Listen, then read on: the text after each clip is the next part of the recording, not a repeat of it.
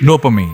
अगर तुमने कभी सुना है कि डोपामीन हैप्पीनेस केमिकल है, तो ये बात पूरी तरह सही नहीं है, क्योंकि डोपामीन का असली काम तुम्हें खुश करना नहीं, बल्कि तुम्हारे अंदर किसी चीज को दोबारा पाने की इच्छा जगना है। सीधी सी बात, ये तुम्हें वांट मोर का सिग्नल देता है। एक छोटा सा सीन इमेजिन करो। तुम सिर्फ एक नोटिफिकेशन चेक करने के लिए फोन उठाते हो। नोटिफिकेशन देखते ही सामने एक रील आ जाती है। तुम सोचते हो बस ये वाली देख लेता हूँ, फिर एक और देखते ही देखते आधा घंटा निकल जाता है। अब लगता है कि गलती फोन की थी, लेकिन असल में फोन सिर्फ एक टूल था। असली गेम तुम्हारे ब्रेन के अंदर चल रहा था। हर नई रील, हर नया नोटिफिकेशन और हर नया लाइक तुम्हारे ब्रेन को डोपामीन का एक छोटा सा रिवॉर्ड देता है, और हर रिवॉर्ड के बाद तुम्हारा ब्रेन धीरे से कहता है बस एक बार और। यही दो शब्द, बस एक बार और, दुनिया की सबसे बड़ी आदतों की शुरुआत होते हैं। चाहे सोशल मीडिया हो, गेमिंग हो, जंक फूड हो या शुगर, इन सब में एक चीज कॉमन है, ये तुम्हारे डोपामीन सिस्टम को बार बार रिवॉर्ड देते हैं।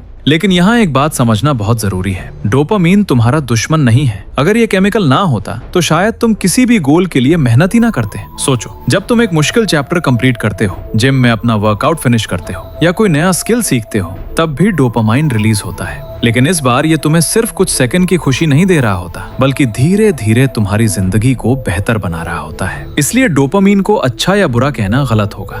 फर्क सिर्फ सोर्स का है। एक डोपामीन तुम्हें तुरंत मजा देता है और दूसरा डोपामीन तुम्हें धीरे धीरे एक बेहतर इंसान बना देता है। अब सवाल ये है, तुम हर रोज किस तरह का डोपामीन कमा रहे हो? वही तुम्हारी आदतें बनाता है और धीरे धीरे वही तुम्हारा फ्यूचर भी लिखता है। लेकिन जिंदगी सिर्फ किसी चीज के पीछे भागने का नाम नहीं है। उसे पाने के बाद तुम अंदर से कितना खुश, कितना शांत और कितना कॉन्फिडेंट महसूस करते हो, ये डिसाइड करता है हमारा अगला ब्रेन बॉस, और उसका नाम है सेरोटोनिन। अगर डोपामीन तुम्हें किसी चीज के पीछे भागना सिखाता है, तो सेरोटोनिन तुम्हें उस चीज को पाने के बाद अंदर से सुकून महसूस कराता है। इसलिए बहुत से लोग इसे कॉन्फिडेंस केमिकल भी कहते हैं। एक छोटा सा सीन इमेजिन करो, तुमने बहुत मेहनत करके एग्जाम में अच्छे मार्क्स लाए, सब लोग तुम्हारी तारीफ करते हैं। उस वक्त जो अंदर से एक शांत सी खुशी और कॉन्फिडेंस फील होता है, उसमें सेरोटोनिन का बहुत बड़ा रोल होता है। लेकिन प्रॉब्लम तब शुरू होती है जब हम अपनी खुशी को सिर्फ दूसरों से कंपेयर करना शुरू कर देते हैं। किसी और की सक्सेस देखकर लगता है कि हम पीछे रह गए हैं। धीरे धीरे कॉन्फिडेंस कम होने लगता है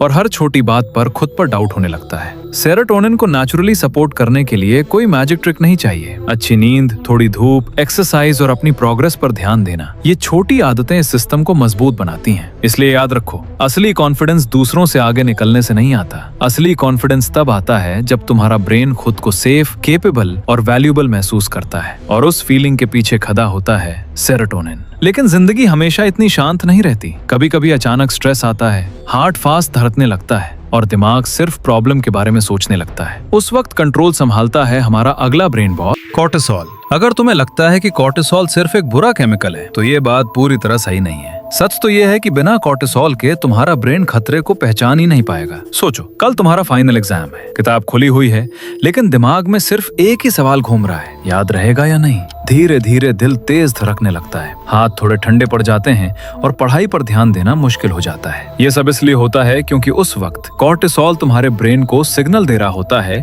कि सिचुएशन सीरियस है। थोड़ी देर के लिए ये केमिकल तुम्हारी बॉडी को अलर्ट बनाता है ताकि तुम प्रॉब्लम का सामना कर सको। लेकिन दिक्कत तब शुरू होती है जब स्ट्रेस कुछ घंटों का नहीं, बल्कि हर दिन का हिस्सा बन जाता है। तब कॉर्टिसोल धीरे धीरे फोकस काम करता है, नींद खराब करता है और छोटी छोटी बातों पर भी टेंशन महसूस होने लगती है। इसलिए कॉर्टिसोल से डरने की जरूरत नहीं है। जरूरत इस बात की है कि स्ट्रेस तुम्हें कंट्रोल करे या तुम स्ट्रेस को। क्योंकि थोड़ी देर का कॉर्टिसोल तुम्हारी मदद करता है, लेकिन लंबे समय तक वही कॉर्टिसोल तुम्हारी एनर्जी को धीरे धीरे खत्म कर सकता है। लेकिन जब सिचुएशन सिर्फ टेंशन की नहीं, बल्कि तुरंत एक्शन लेने की हो, तब कंट्रोल संभलता है हमारा अगला ब्रेन, एड्रेनालिन। कभी ऐसा हुआ है कि अचानक किसी ने तुम्हारा नाम जोर से पुकारा हो, या रोड क्रॉस करते वक्त एक गाड़ी बहुत पास से निकल गई हो? उस एक पल में दिल इतनी तेज धड़कने लगता है कि लगता है जैसे बॉडी ने अचानक एक्स्ट्रा पावर ऑन कर दी हो। ये कोई मैजिक नहीं है, ये काम करता है एड्रेनालिन। जब भी तुम्हारा ब्रेन किसी सिचुएशन को खतरनाक या बहुत जरूरी मानता है, तो ये तुरंत एड्रेनालिन रिलीज करता है। कुछ ही सेकंड्स में दिल तेज धड़कने लगता है, सांसें तेज हो जाती हैं और मसल्स एक्शन के लिए रेडी हो जाते हैं। ये तुम्हारी बॉडी का इमरजेंसी मोड है। इसी वजह से एग्जाम शुरू होने से पहले या स्टेज पर बोलने से पहले भी दिल की धड़कन बढ़ जाती है। ब्रेन तुम्हें डरा नहीं रहा होता, वो सिर्फ तुम्हें तैयार कर रहा होता है। लेकिन अगर हर छोटी बात पर बॉडी बार बार इमरजेंसी मोड में चली जाए तो धीरे धीरे थकान, घबराहट और एंजाइटी बढ़ने लगती है। इसलिए जरूरी ये नहीं कि एड्रेनलिन को रोक दिया जाए, जरूरी ये है कि ब्रेन समझ सके कि असली डेंजर कब है और कब नहीं। और जब खतरा खत्म हो जाता है तब हमें किसी और चीज की जरूरत होती है, किसी ऐसी फीलिंग की